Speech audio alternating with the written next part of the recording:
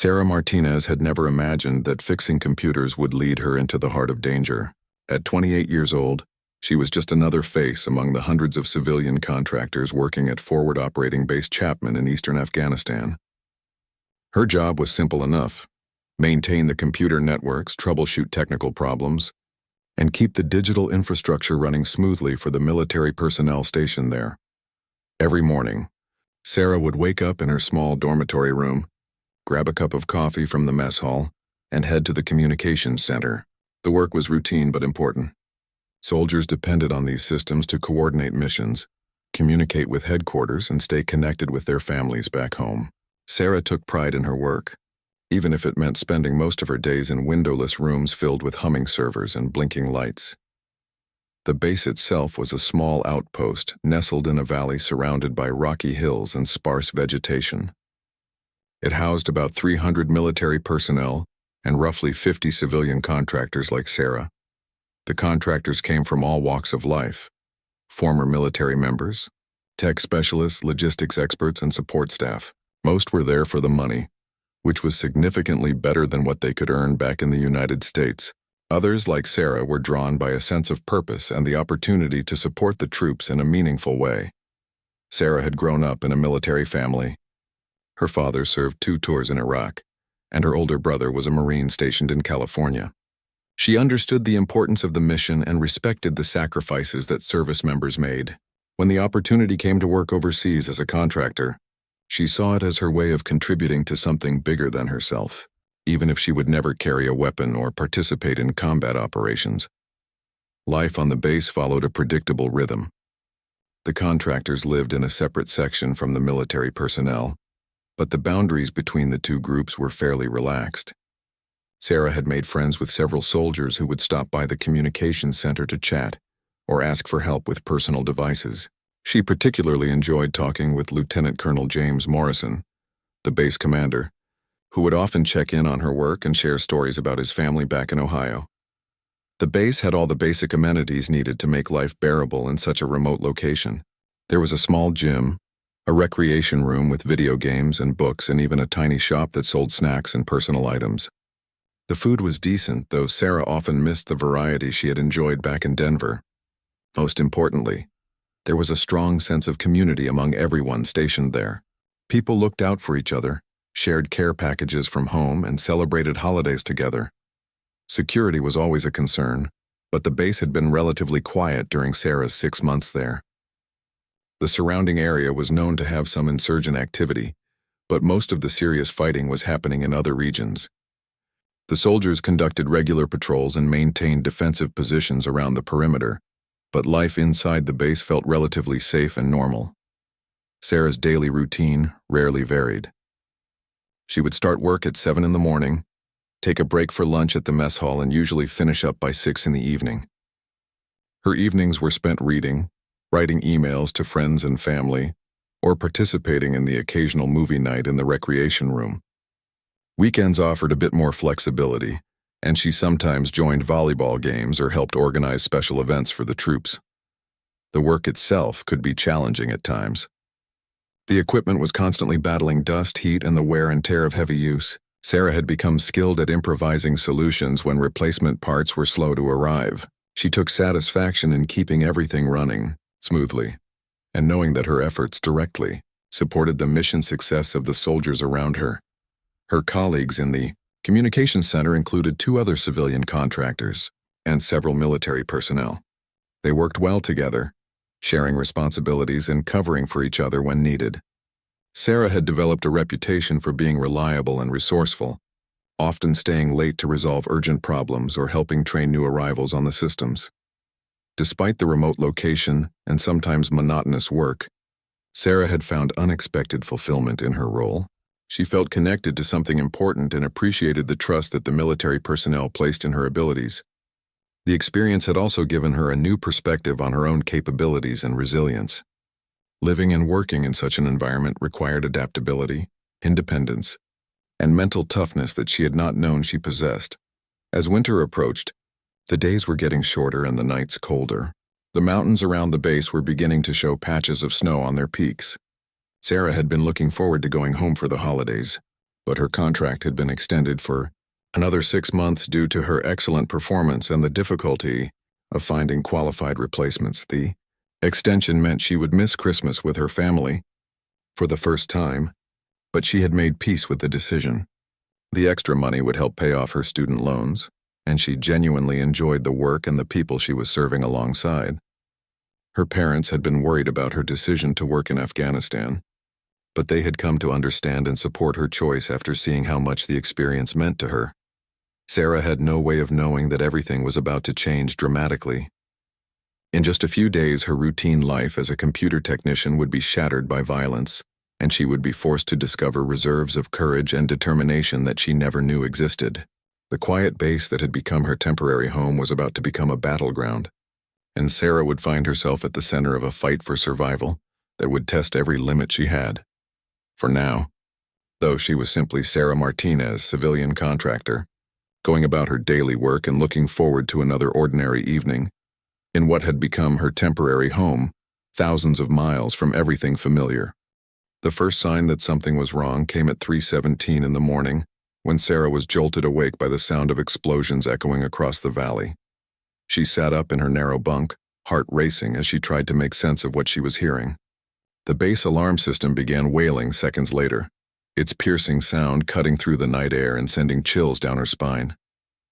Sarah quickly pulled on her clothes and boots, her hands shaking slightly as she tried to process what was happening. During her months at the base, she had participated in several drill exercises, but this felt different. The explosions were too close, too real, and the urgency in the voices she could hear outside her dormitory was unmistakable. She grabbed her identification badge and emergency kit, then stepped outside to find chaos erupting around her. Soldiers were running in all directions, some heading toward defensive positions while others were helping evacuate non-essential personnel. The night sky was illuminated by flashes of light from the perimeter, and the distinctive crack of automatic weapons fire could be heard in the distance. Lieutenant Colonel Morrison's voice came over the base-wide communication system, calm but urgent. The base was under attack by a large group of insurgents who had somehow managed to breach the outer security perimeter. All civilian contractors were to immediately report to the designated safe area in the main building's basement, while military personnel took up defensive positions. Sarah joined the stream of contractors and support staff making their way toward the main building. The scene was organized but tense, with soldiers providing escort and guidance while maintaining their focus on the developing threat.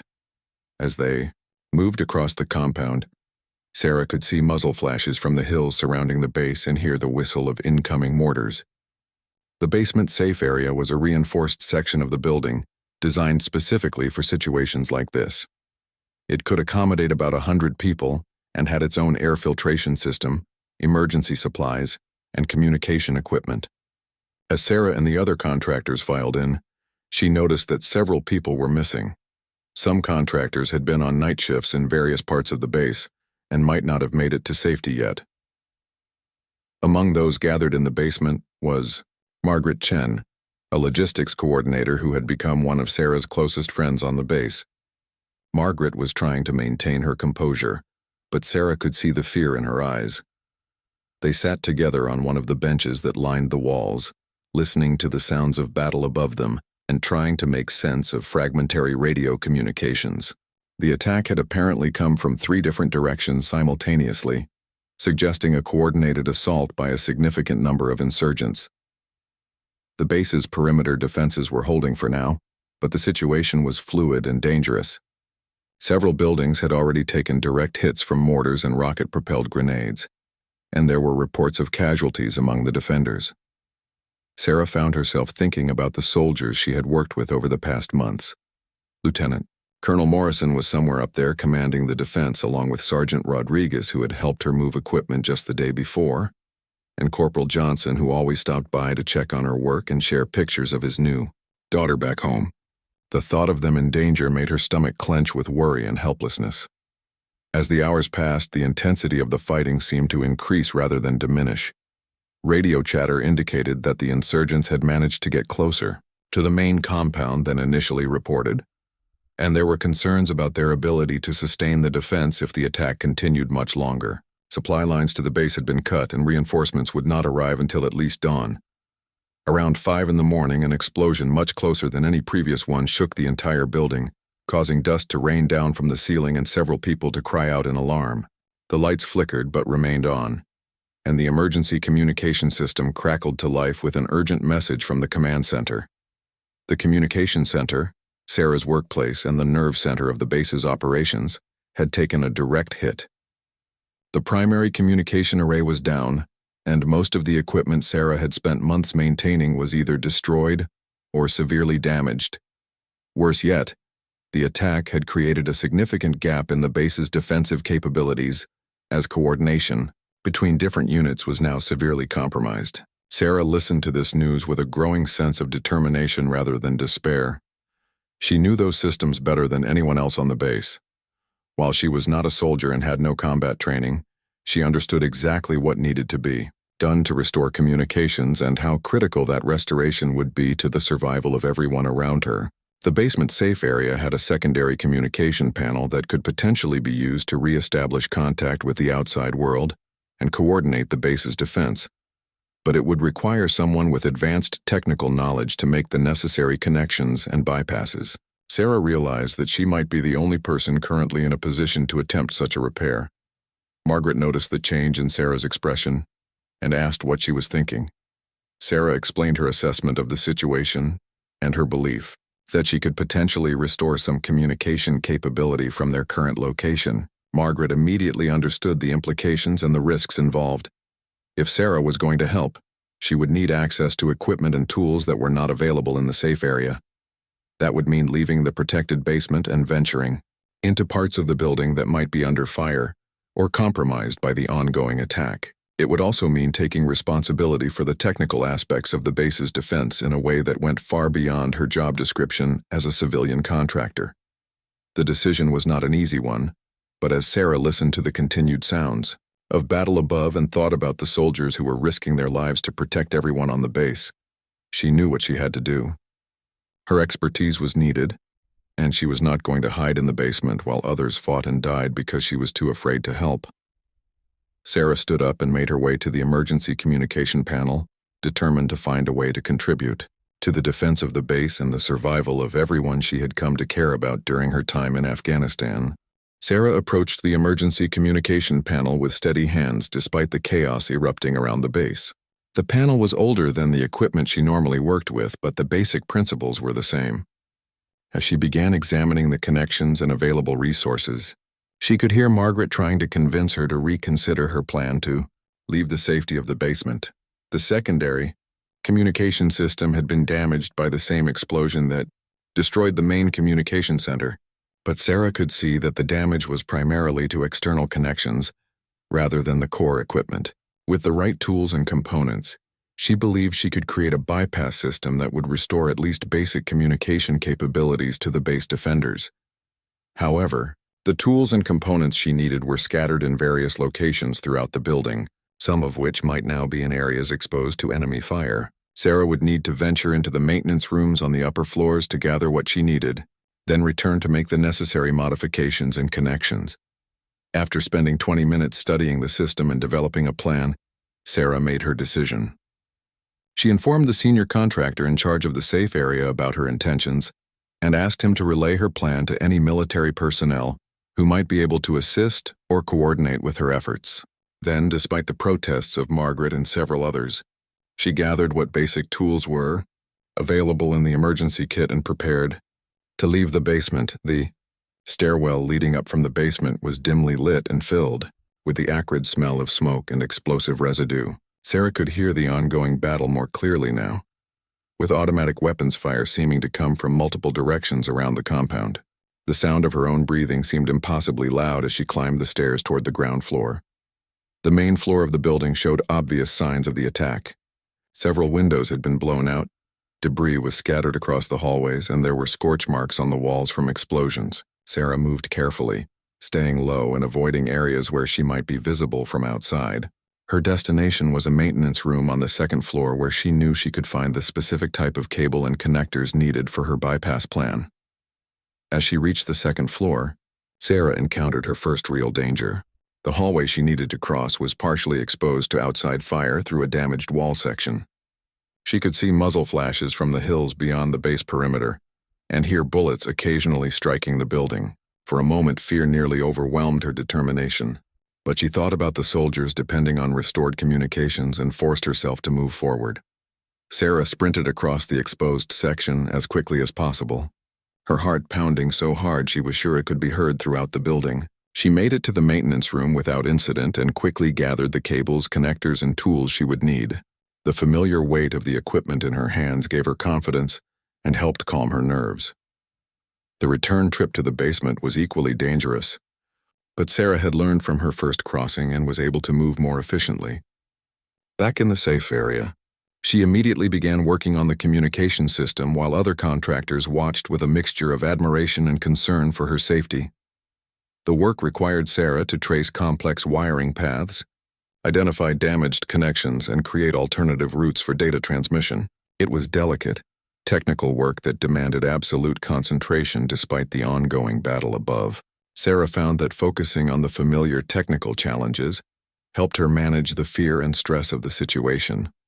After 2 hours of intense work, Sarah succeeded in establishing a basic communication link between the basement location and the remaining defensive positions around the base.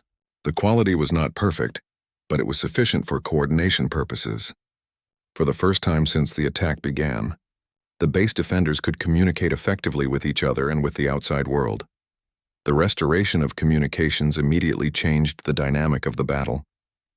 Lieutenant Colonel Morrison was able to coordinate a more effective defense, calling in air support and organizing a counterattack against the insurgent positions. Sarah listened with satisfaction as she heard the voices of soldiers she knew, coordinating their movements and reporting their status over the system she had just repaired. However, Sarah's contribution to the defense was far from over. As she monitored the communication traffic, she began to understand the tactical situation more clearly. The insurgents had positioned themselves in the hills surrounding the base and were using the high ground to great advantage. They had also managed to cut the main supply routes, meaning that the base would eventually run out of ammunition and supplies if the siege continued.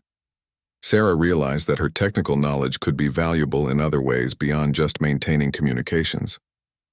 The base had several automated defense systems that had been knocked offline by the initial attack, including motion sensors, automated machine gun positions, and night vision surveillance cameras. If she could restore even some of these systems, it would significantly improve the defenders' capabilities. This realization led to an even more dangerous decision. The automated defense systems were controlled from a central location in the main command building, which was currently under direct fire from insurgent positions. Reaching that location would require Sarah to cross open ground while exposed to enemy fire, something that even trained soldiers were avoiding when possible. Margaret and the other contractors tried desperately to talk Sarah out of this new plan, arguing that she had already done more than enough, and that attempting to reach the command building would be suicide. But Sarah could see from the communication traffic that the base's situation was becoming increasingly desperate. Ammunition was running low. Several soldiers had been wounded, and the insurgents seemed to be preparing for a final assault. Sarah knew that her technical expertise might be the key to turning the tide of the battle, but she also knew that using that expertise would require her to venture into the most dangerous parts of the base during an active firefight. As she prepared for what might be the most important and dangerous decision of her life, Sarah thought about her family back home and about the soldiers who were fighting to protect everyone on the base. The sounds of battle continued to rage outside as Sarah gathered her courage for the next phase of her unexpected transformation from civilian contractor to active participant in the defense of forward operating base Chapman. Sarah made her way toward the command building through a route she had carefully planned using her knowledge of the base layout and the tactical information she was gathering from the restored communication system.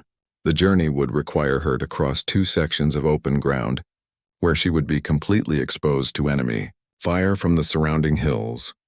The first crossing was a 50-meter sprint between the main building and a maintenance shed that would provide temporary cover. Sarah waited for what seemed like a lull in the firing pattern, then ran as fast as she had ever run in her life. Bullets kicked up dirt around her feet, and she could hear the distinctive crack of rounds passing close to her head, but she made it to the maintenance shed without being hit. From the shed, Sarah had to cross another 30 meters to reach the command building. This section was even more dangerous because it was directly visible from the main insurgent position on the eastern hill. Sarah could see muzzle flashes from that position and knew that the enemy fighters had likely spotted her during her first crossing. As she prepared for the second sprint, Sarah heard a familiar voice on the radio. It was Sergeant Rodriguez, who was coordinating fire support from one of the defensive positions. He had somehow figured out what she was trying to do and was calling for covering fire to help protect her crossing. Sarah felt a surge of gratitude and determination as she heard soldiers she knew personally coordinating their efforts to help her reach her destination. The covering fire began just as Sarah left the maintenance shed, with several defensive positions simultaneously engaging the enemy fighters on the eastern hill. The distraction worked perfectly, allowing Sarah to reach the command building entrance without taking direct fire. She paused for a moment to catch her breath and process the fact that she had just crossed a battlefield under enemy fire and survived. Inside the command building, Sarah found evidence of the fierce fighting that had been taking place. Bullet holes marked the walls, equipment was scattered and damaged, and there were bloodstains on the floor where wounded soldiers had been treated before being moved to safer locations. The central control room where she needed to work was on the second floor, requiring her to climb an exposed stairwell. The control room itself was a testament to the intensity of the attack. Several workstations had been destroyed by explosions, monitors were dark and cables hung loose from damaged ceiling mounts, but Sarah could see that the main control server was still intact, protected by its reinforced housing. If she could restore power and connections to the automated defense systems, the base's defensive capabilities would be dramatically improved. Sarah began working systematically through the damaged systems, using her expertise to identify which components could be salvaged and which would need to be bypassed entirely. The automated machine gun positions were her first priority, as they could provide immediate defensive firepower without requiring additional personnel to operate them.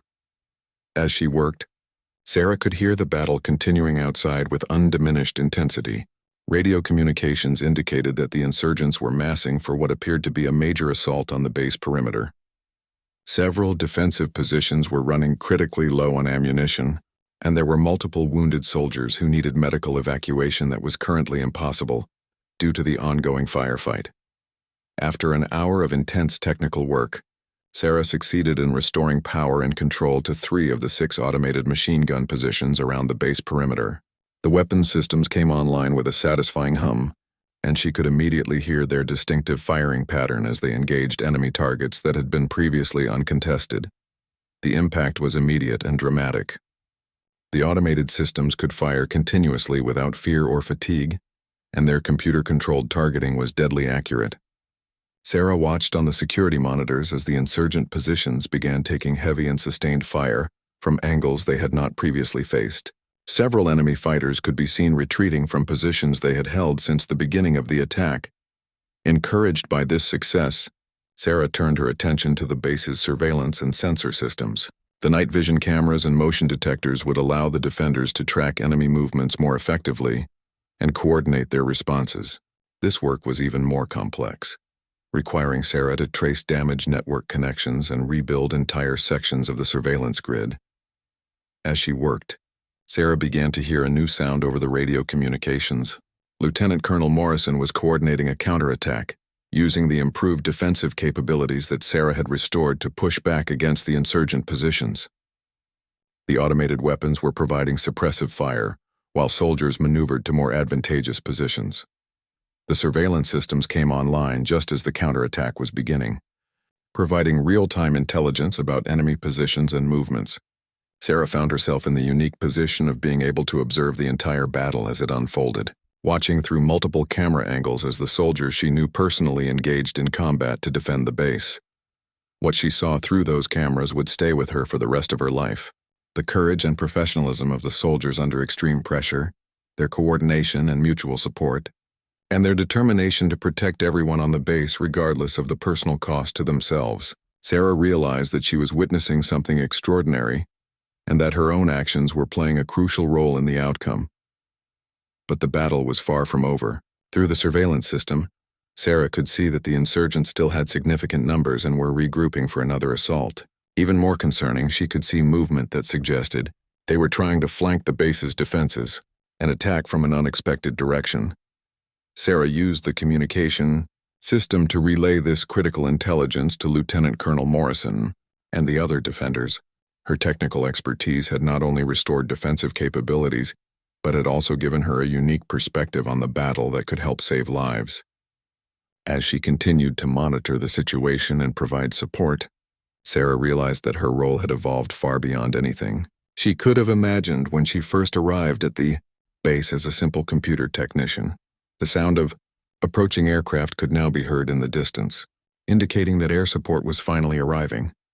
But Sarah knew that the next few hours would still be critical, and she was determined to use every technical skill at her disposal to help ensure that everyone on the base survived the night. The arrival of air support marked a turning point in the battle, but Sarah could see through the surveillance cameras that the insurgents were not giving up easily. They had dispersed into smaller groups and were using the rocky terrain around the base to avoid the aircraft while continuing to press their attack from multiple directions. Sarah's position in the command center had become the unofficial nerve center for coordinating the base's defense. Her restored communication and surveillance systems were providing critical intelligence that Lieutenant Colonel Morrison and his soldiers were using to track enemy movements and coordinate their response. Sarah found herself relaying tactical information, coordinating between different defensive positions, and even helping to direct airstrikes against enemy positions. Through the camera feeds, Sarah watched as the soldiers executed a series of coordinated maneuvers designed to clear the insurgents from the high ground surrounding the base. The automated weapon systems she had restored were providing continuous suppressive fire, while the air support was targeting larger concentrations of enemy fighters. It was a complex and dangerous operation that required precise timing and coordination. As the counterattack progressed, Sarah noticed something troubling on one of the surveillance feeds. A group of insurgents had managed to get much closer to the base than anyone realized, and they were positioning themselves for what looked like a suicide attack on the main buildings. The group was moving through a blind spot in the base's defenses, an area that the automated weapons could not cover due to their positioning. Sarah immediately tried to raise the alarm over the radio, but the frequency was crowded with other urgent communications related to the ongoing counterattack. She realized that by the time she could get through to the command staff, it might be too late to prevent the insurgents from reaching their target. Looking at the surveillance feeds more carefully, Sarah could see that the insurgent group was heading toward the building, where the other civilian contractors were still sheltering in the basement. If they succeeded in their attack, dozens of innocent people would be killed or wounded, including Margaret and the other friends Sarah had made during her time at the base. In that moment, Sarah made a decision that would forever change her life. The automated weapon systems she had restored could potentially engage the approaching insurgents if they could be manually controlled and redirected. However, doing so would require her to leave the relative safety of the command center and physically access the weapon control stations that were located in exposed positions around the base perimeter. Sarah grabbed a portable radio and left the command center, heading toward the nearest automated weapon position. The route would take her back across the open ground she had crossed earlier, but now she would be moving toward the fighting rather than away from it. The sounds of battle were deafeningly loud as she left the building, with explosions and gunfire coming from all directions. The first weapon position was located in a sandbagged emplacement about 100 meters from the command building. Sarah could see muzzle flashes from insurgent positions in the hills as she ran, and bullets were hitting the ground around her with disturbing frequency. The adrenaline coursing through her system seemed to slow down time, allowing her to focus completely on reaching her destination despite the overwhelming danger.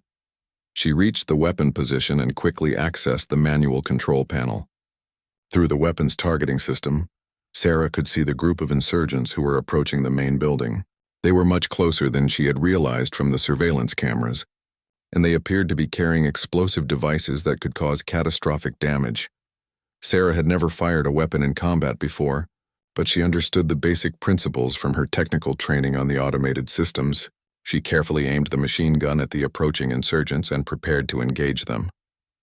Her hands were shaking, but her resolve was absolute. She would not allow innocent people to be harmed while she had the ability to prevent it. The weapon fired in controlled bursts, and Sarah watched through the targeting system as her shots found their marks. The insurgents were caught completely by surprise, having expected the weapon to be unmanned and automated. Several were hit immediately, while the others scattered for cover, among the rocks and debris near the base perimeter. But Sarah's position was now exposed to return fire from both the scattered insurgents and other enemy fighters, who had spotted her muzzle flashes. Bullets began impacting the sandbags around her position, and she could hear the distinctive whistle of incoming mortar rounds. She realized that she had become a priority target for the enemy forces. Despite the incoming fire, Sarah continued to engage the insurgents who were threatening the main building. She could see through the targeting system that she had disrupted their attack and forced them to take defensive positions. But several were still alive and potentially dangerous.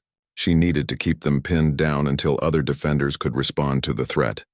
Over the radio, Sarah could hear Lieutenant Colonel Morrison trying to coordinate a response to her situation.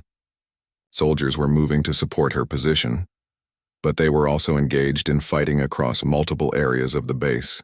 Sarah realized that she might be on her own for several more minutes, facing an unknown number of enemy fighters who were now focused on eliminating her. As she continued to fight from the exposed weapon position, Sarah felt a strange sense of calm despite the chaos around her. She had found a clarity of purpose that transcended her fear and uncertainty. She was no longer just a civilian contractor trying to survive an attack. She had become an active participant in the defense of the base and the protection of everyone she cared about.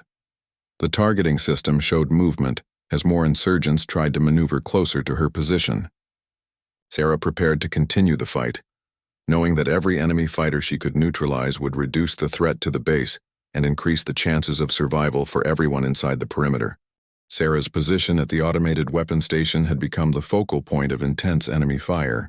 Through the targeting system, she could see insurgents moving to flank her position from multiple directions, clearly intent on eliminating what they now recognized as a significant threat to their attack.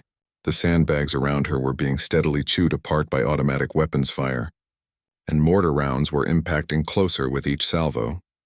Despite the overwhelming danger, Sarah maintained her focus on the approaching threats. Her technical understanding of the weapon system allowed her to use it more effectively than many trained soldiers might have in the same situation. She could optimize the firing patterns, manage ammunition consumption, and coordinate the weapon's movements with maximum efficiency. Over the next 20 minutes, Sarah engaged and neutralized a total of 20 insurgent fighters who were attempting to overrun her position or reach the main buildings of the base. Each engagement required split-second decisions and precise aim under extreme pressure. She had never imagined that her steady hands and analytical mind, developed through years of technical work, would prove so valuable in combat. The turning point came when Sergeant Rodriguez and a squad of soldiers managed to fight their way to Sarah's position, providing much-needed support and additional firepower. Rodriguez later said that he had never seen anything like Sarah's performance with the automated weapon system. Her technical expertise had allowed her to maximize the weapon's effectiveness in ways that impressed even experienced combat veterans. With the additional soldiers supporting her position, Sarah was able to expand her defensive coverage and coordinate with other automated weapon positions around the base. The insurgents' coordinated attack began to collapse under the sustained and accurate fire from multiple directions. The combination of air support, ground forces, and the automated systems that Sarah had restored proved too much for the attacking force to overcome. By dawn, the last of the insurgent fighters had either been killed, wounded, or driven from the area around the base. The attack that had begun in the early morning hours was finally over, leaving everyone on the base exhausted but alive.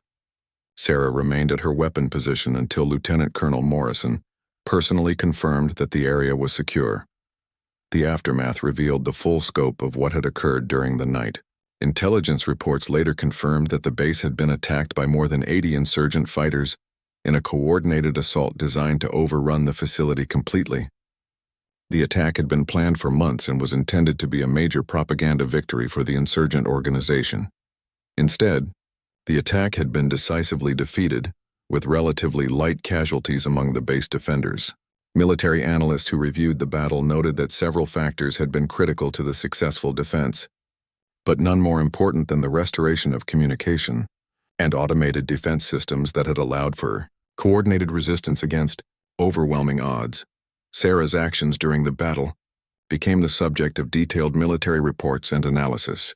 Her initiative in restoring critical systems, her courage in crossing the battlefield under fire, and her effectiveness in direct combat had saved dozens of lives and possibly prevented the complete destruction of the base. Military personnel who had served multiple combat tours said they had rarely seen such courage and determination from anyone, let alone a civilian contractor. The personal impact on Sarah was profound and lasting. In the space of a single night, she had been transformed from a computer technician into a combat veteran who had faced life-and-death situations and emerged victorious. The experience had revealed capabilities and inner strength that she had never suspected she possessed. Lieutenant Colonel Morrison recommended Sarah for several military decorations, an unusual step for a civilian contractor, but one that was fully supported by everyone who had witnessed her actions. The Department of Defense ultimately awarded her the Defense of Freedom Medal, one of the highest civilian honors, along with several other commendations for her service and courage.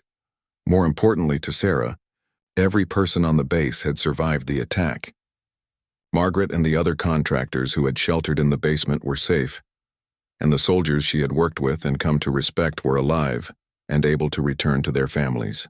The technical systems she had maintained and restored had played a crucial role in that survival, giving her a sense of purpose and accomplishment that no amount of recognition could match. After the attack, Sarah was offered the opportunity to extend her contract and continue working at the base. She was also approached by several military units and defense contractors who were interested in her unique combination of technical expertise and proven performance under extreme conditions. The experience had opened up career possibilities that she had never previously considered. Sarah ultimately decided to complete her original contract and return to the United States.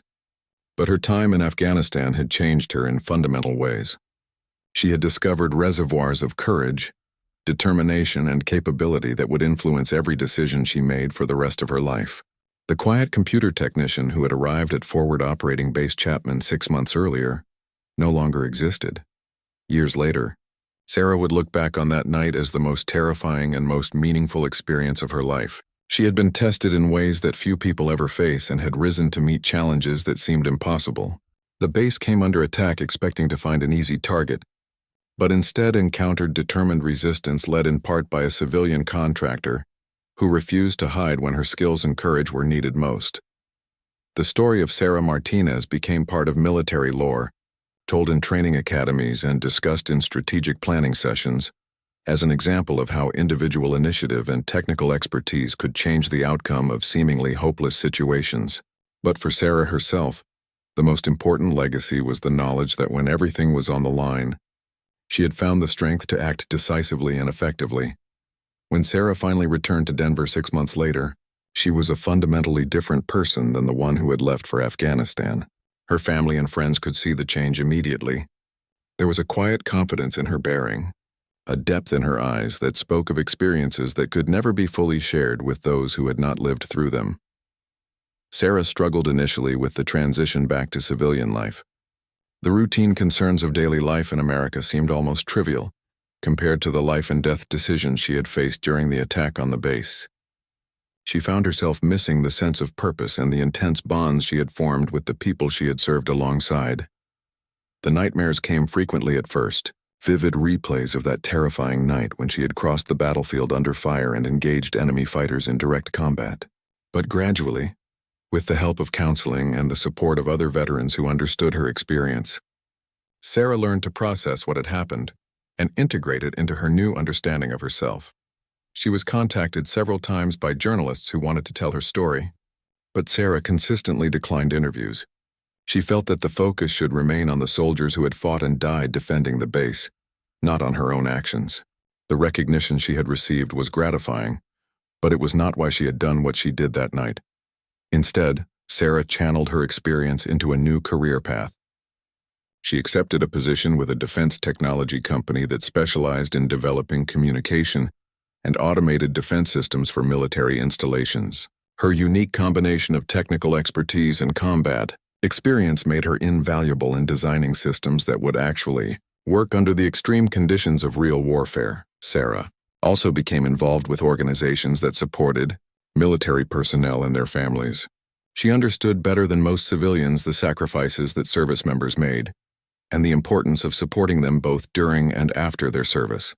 Her story became a powerful tool for raising awareness and funds for veteran support programs. The personal relationships Sarah had formed during her time in Afghanistan proved to be lasting and meaningful. She maintained contact with many of the soldiers she had served alongside, attending weddings, baptisms, and other important events in their lives. Lieutenant Colonel Morrison became a lifelong friend and mentor, someone who understood what she had experienced and could provide guidance as she navigated her post-military life. Margaret Chen, her friend from the base, also struggled with the transition back to civilian life but found that sharing the experience with Sarah helped both of them process what they had been through. The two women remained close friends, supporting each other through the challenges of readjusting to a world that seemed impossibly peaceful compared to what they had left behind. As years passed, Sarah came to understand that her experience in Afghanistan had been about much more than just surviving an attack or performing heroically under pressure. It had been about discovering who she really was when everything else was stripped away. In the most extreme circumstances imaginable, she had found reserves of courage, determination, and capability that had surprised even herself.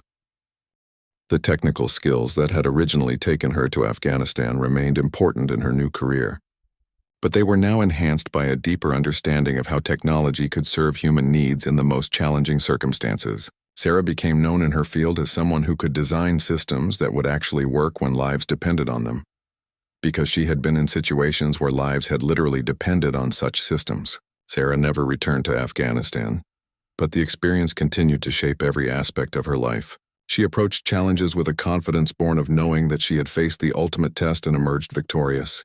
She formed relationships with a depth and appreciation that came from understanding how precious and fragile life could be. And she lived each day with a sense of purpose that was rooted in the knowledge that ordinary people could accomplish extraordinary things when circumstances demanded it. The woman who had once been just another civilian contractor fixing computers had become someone who understood that there was no such thing as just anything when it came to serving others and protecting what mattered most.